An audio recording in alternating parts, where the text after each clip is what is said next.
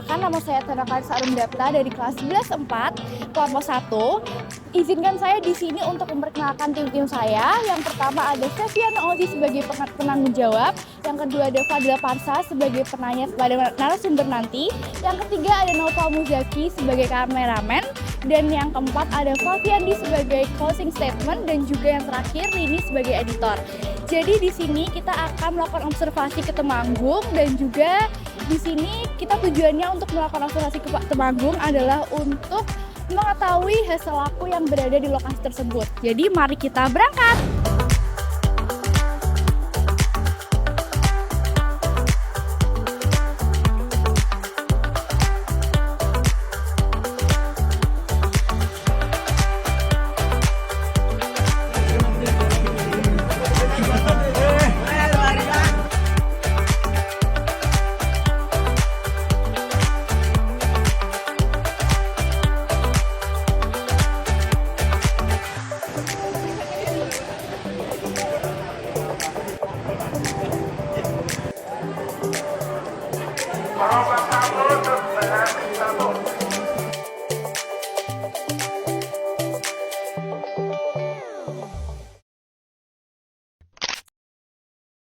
Bapak mungkin bisa menceritakan kepada kami semua asal-usul desa ini, mengapa desa ini memiliki keragaman budaya yang berbeda-beda, Pak?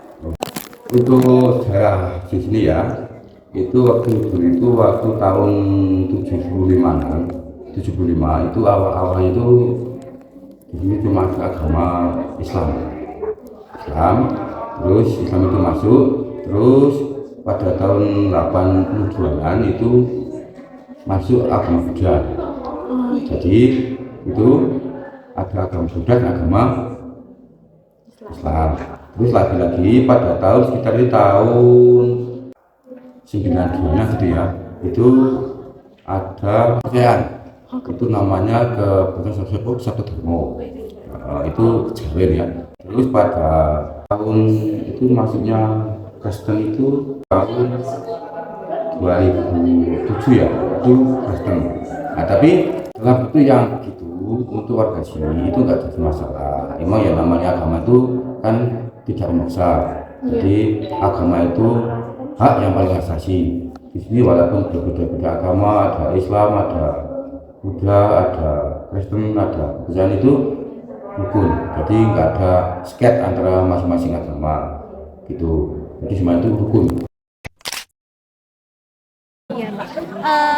Apakah Bapak mempunyai kerabat yang memakai bahasa yang berbeda dengan Bapak? Kayaknya tidak ada, Pak. Tidak ada ya, Pak. Bapak bagaimana cara menjaga keragaman bahasa agar tidak punah, Pak?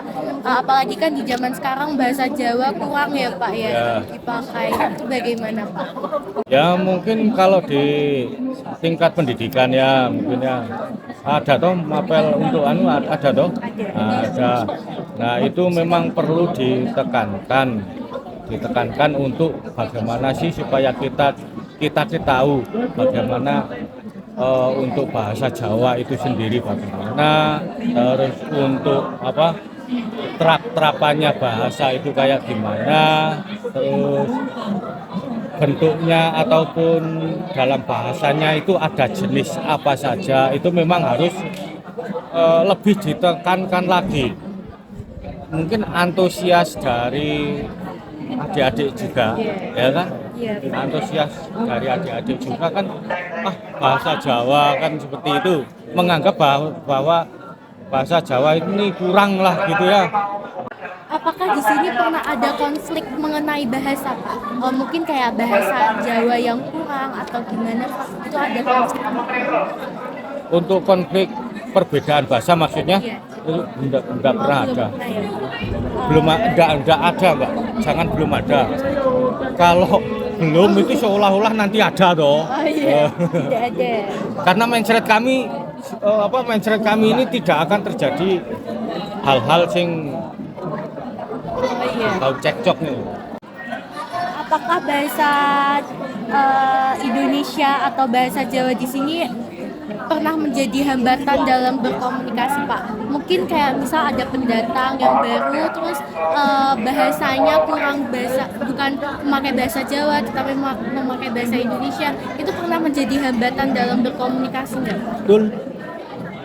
Ketika kami ini hidup di desa, secara pengetahuan bahasa, apalagi tentang bahasa Indonesia, mungkin terjadi pada orang tua kami. Tetapi kalau untuk semasa saya, di zaman saya ini mungkin ya paling tidak itu sudah memahami, walaupun nanti dalam pengucapannya itu belum tepat ataupun tidak tepat. Tapi ya sudah bisa memahami kalau saya. Nah, itu memang merupakan hambatan bagi ketika ada orang tua yang berpapasan dengan saudara-saudara kita yang dari luar dan pakai bahasa Jawa, bahasa Indonesia. Jadi hambatannya lebih ke sesepuh di sini ya Pak. Ya. Bagaimana Bapak menanggapi anak muda yang menggunakan bahasa gaul di daerah ini Pak? Ya karena memang sekarang kan zamannya gitu ya Mbak ya. Nah, zamannya gitu. Ya tidak apa-apa sih, cuma kita kan kalau lihat dari pidato Bung Karno ketika menjadi orang Indonesia, ya jadilah orang Indonesia. Untuk melestarikan budaya di sini, apa saja yang menjadi istilahnya? Program Cara, ya. yang menjadi program ataupun apa? Ya, cara menjaga keberagaman yang ada di sini itu gimana Pak? Agar tetap ada. Untuk menjaganya, ya kita saling hormat menghormati aja.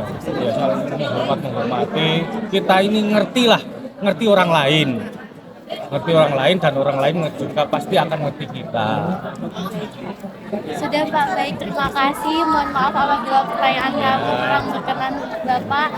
Terima kasih telah memberikan ilmu yang bermanfaat untuk kami, informasi yang bermanfaat untuk kami. Semoga di desa ini selalu terjaga ya Pak, Sempadan keberagaman yang di sini.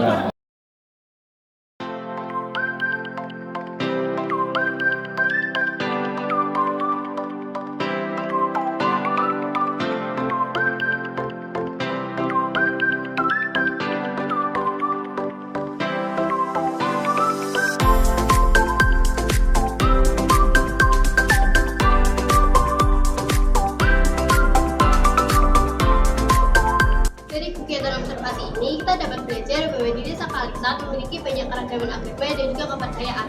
Namun, warga di sana tetap rukun dan juga saling menghargai satu sama lain. Dari kegiatan ini, kita dapat belajar bahwa perbedaan bukan menjadi suatu hambatan, namun perbedaan justru menjadi pemersatu bangsa Indonesia. Oke, jadi ini sekarang kita sudah pulang dari observasi, dan gimana observasinya, seru nggak? Seru banget.